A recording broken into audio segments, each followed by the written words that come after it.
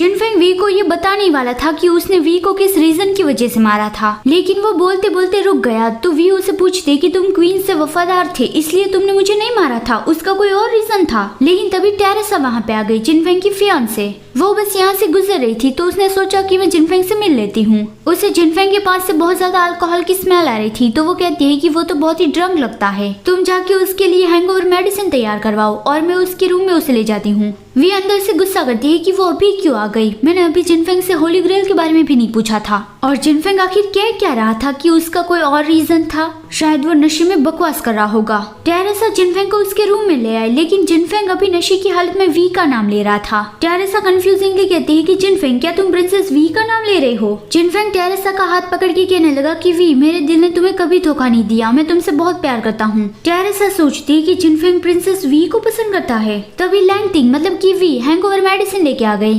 Teresa ने वो medicine ले ली और उसे वापस भेज दिया। जिनफेंग ने अभी टेरेसा से जो कहा था वो वी सुन नहीं पाई थी, तो वी सोचती है कि वो अभी ड्रंक है इसलिए वो बकवास बोल रहा था, है ना। अगर मुझे मारने का कोई और रीजन होता तो फिर वो मुझसे होली ग्रेल क्यों छुपा रहा है। लगता है कि आज तो मैं उससे होली ग्रेल के बारे में नहीं पूछ पाऊंगी, तो फिर मुझे कल ही उसे पूछना पड़ेगा। सुबह जब जिनफेंग उठा तब उसके सर में बहुत ही दर्द हो रहा था और वो सोचता है कि मुझे ऐसा क्यों याद आ रहा है कि कोई मुझसे होली ग्रेल के बारे में पूछ रहा था। तभी लैंगटिंग बनी हुई वी वहाँ पे आए और वो कहती है कि मैं बाहर गया था और मैंने प्रिंसेस को देखा कि उसके हाथ में होली ग्रेल है। जिनफेंग कहता है कि क्या ये तो इम्पॉसिबल है।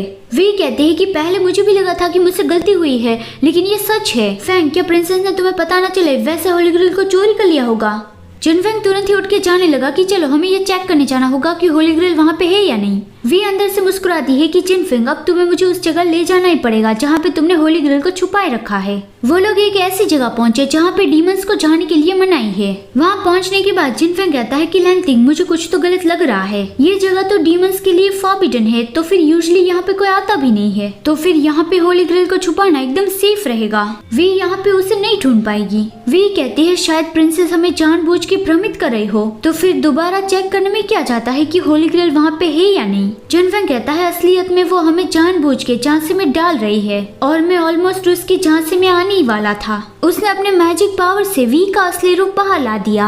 वी पूछती है कि तुम्हें कब पता चला था। जिनफेंग कहता है मुझे बहुत पहले से ये पता चल गया था, सिर्फ चुनिंदा डीमन से इस तरह का मैजिक कर पाते हैं और खासकर हुआन मैंग इस काम में माहिर है। वी सोचते है कि उसे पता था कि मैं लैंगटिंग नहीं हूँ, तो फिर वो मुझे यहाँ पे क्यों लाया है। होली ग्रेल तो डेफिनेटली यहाँ पे नहीं है और वो समझ गई कि ये उसकी चाल थी। वो भाग के जाने लगी, लेकिन जिनफेंग कहता है कि वी, अब तुम्हें ये रियलाइज हुआ कि यहाँ पे खतरा है, लेकिन अब तो बहुत देर हो चुकी है। और वो वी को अपने मैजिकल पिंजरे में बंद कर लेता है।